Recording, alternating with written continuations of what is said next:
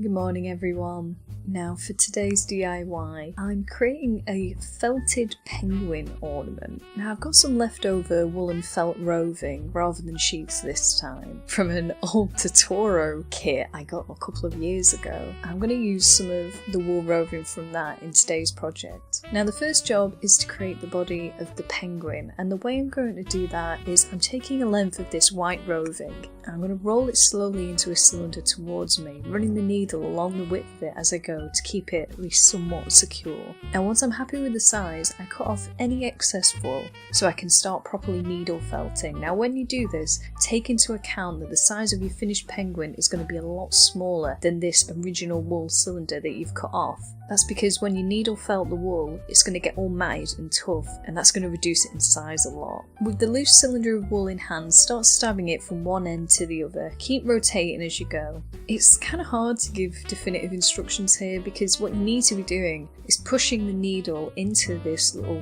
woolen shape you've made, wherever you want the shape to pull inwards. You kind of have to imagine the shape that you want to end up with and then continue to push the needle in until your wool starts to become that shape. I guess maybe an easy way of imagining it is if you had a very soft piece of clay, you're pushing your finger in wherever you want that shape to move in. One thing to keep in mind while you work on the wool is the end of the shape. If you want a rounded edge, like in this penguin, and it's super tiny, like this penguin, then it can be really hard to hold the wool and not stab yourself in the fingers sometimes.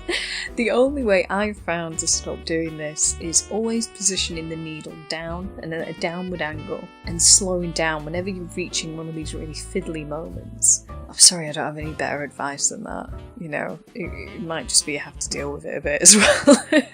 It's like when you're starting to learn how to sew, you're going to have to deal with the fact sometimes you're going to prick yourself with a needle. Once you're happy with this white oblong cylinder that you've made, take some black wool and pull it into a thin sheet of the felt and arrange it onto the white shape you've made and gently stab around the edge that you want to create. I want you to cover about half of this cylinder as the back of the penguin and then a little cap on the top that's going to end up being its face. Once you have the edge that you've been trying to create, needle the rest of the loose black felt into place. You can roll this along the surface to flatten all the loose bits down before you stab them into place. That can make it a bit easier. Before adding any extra details, I just wanted to make sure that the shape was good.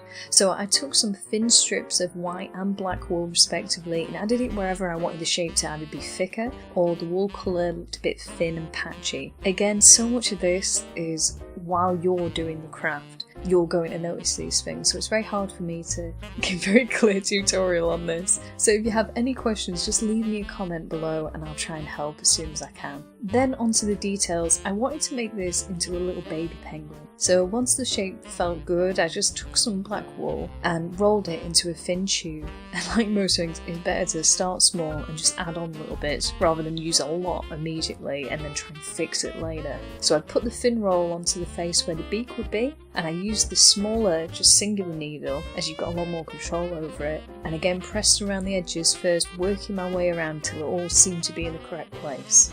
I didn't have loads of grey wool because I am just using scrap wool from that tutorial project. So to create the little grey belly of the penguin, I pulled the black wool roving that I had very thinly and pressed this onto the white area I wanted the grey to appear. Because it's so thin, I rolled it on the surface a few times to secure it into place before I had to stab it. When it looked mostly consistent, I took the grey wool I had and again I pulled it really thin and just slowly layered it on top. Because the layer is so thin, it is quick to layer this, so you might as well take it slow and just relax.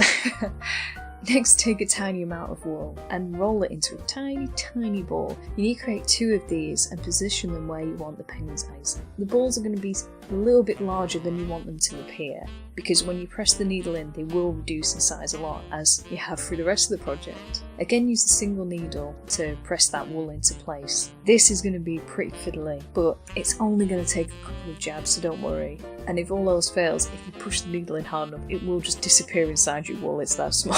And you can give it a second go, but I wouldn't recommend that if you don't have to. Last, I wanted to give him some little floppy wings, so I took some light grey felt that I had a sheet of, and I cut that into 2 little wing shapes and attached these on the lower sides of the body with the needle. You only need to secure the top of the wings if you want them to be left hanging loose like I did. To hang it onto the tree, I took some embroidery thread again and I tied a knot at the end to create the loop. Because last time on the hour on day 3 I created that big indent, this time I took some of that black wool felt that I had and I wrapped it very loosely around the knot, just like softly like rolled it in it. And then this allowed me to needle felt it onto the top of the penguin without deforming the overall shape that I'd created and I was happy with. I promise you, it is a nice surprise how okay needle felting is, because it takes a while for you to work it into that solid shape. It isn't just one push of the needle that's going to ruin it. So long as you take your time and you work slowly, you'll find you'll make the shape without too much difficulty. And this little penguin here only took me a couple of hours,